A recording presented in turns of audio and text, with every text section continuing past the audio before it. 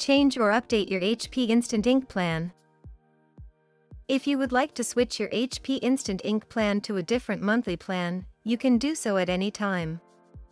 On a computer or mobile device, open a web browser and go to hpsmart.com.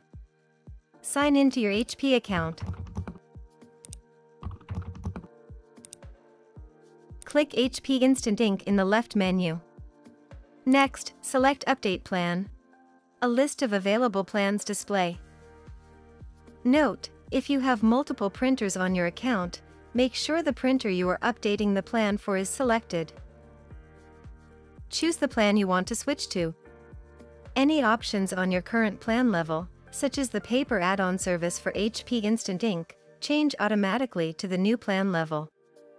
If you upgrade your plan, you can choose whether the change is applied immediately or in the next billing cycle. If you downgrade, your plan changes automatically on the first day of the next billing cycle. Note, your rollover maximum changes with your new plan, so you might lose rollover pages.